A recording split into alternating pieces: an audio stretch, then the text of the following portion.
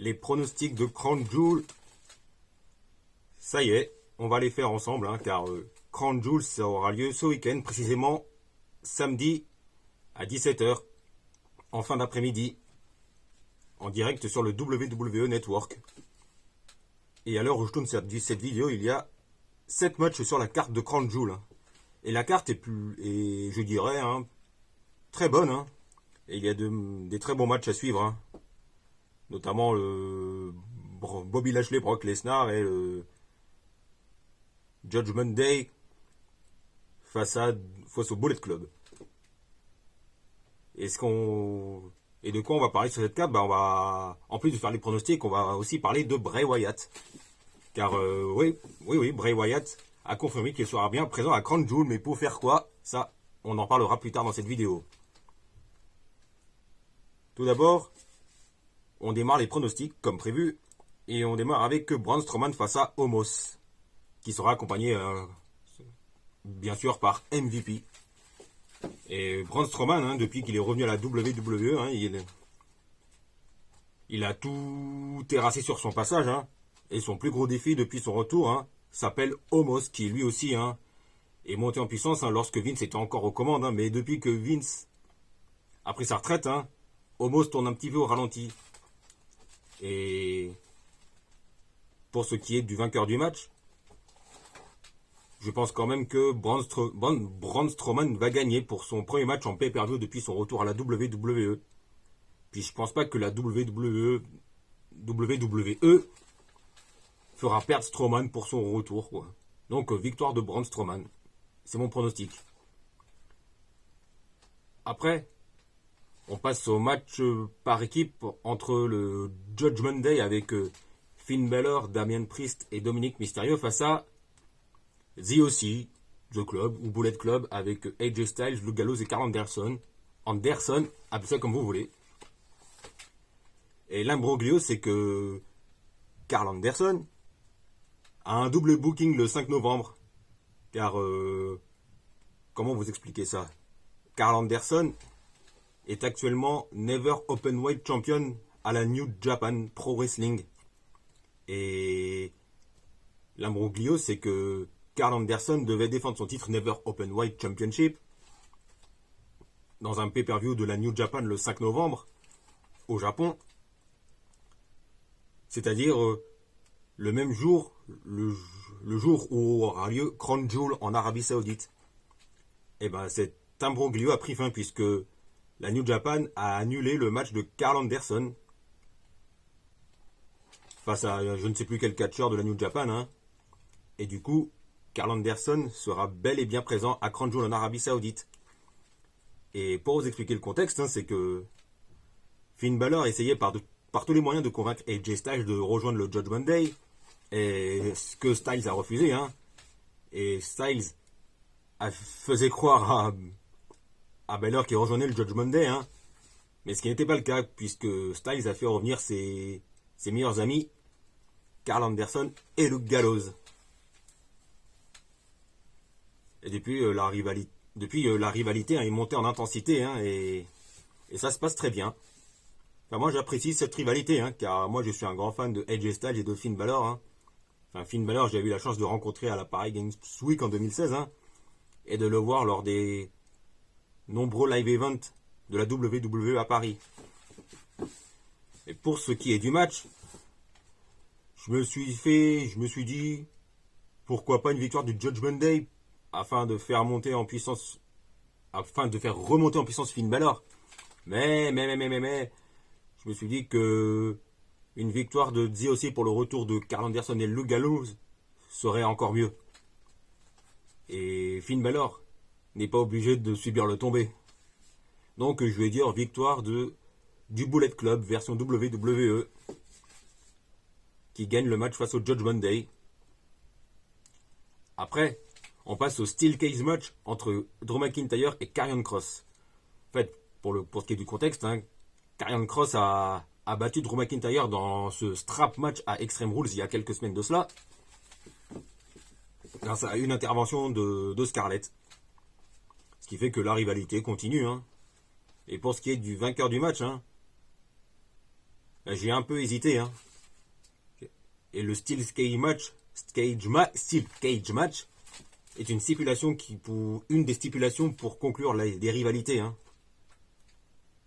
Mais admettons que si Drew gagne le match, hein, ça ferait égalité un partout, hein. Ce qui ferait qu'on partirait sur un troisième match, hein, final un peu plus tard. Mais vu que le style cage match est fait pour terminer une rivalité, je vais dire victoire de Karrion Kross, car faut continuer de faire monter en puissance Karrion Kross depuis qu'il est revenu à la WWE. Et il est considéré plus ou moins comme un main eventer, hein, et qui est crédible. Il a le physique, il a la carrure, il a la crédibilité pour être un main eventer, hein, et un futur champion du monde. Donc victoire de Karrion Kross. Après, on passe au match pour le titre par équipe unifié avec les Usos qui défendent leur titre par équipe unifié face aux Brawling Brutes avec Ridge Holland et Butch. En fait, cette rivalité vient a plus ou moins démarré il y a 1 ou 2 semaines, je sais plus trop, lorsque la Bloodline a attaqué Sheamus, hein, lors d'un épisode de SmackDown, hein, je crois que c'était la semaine dernière, hein, mais à vérifier.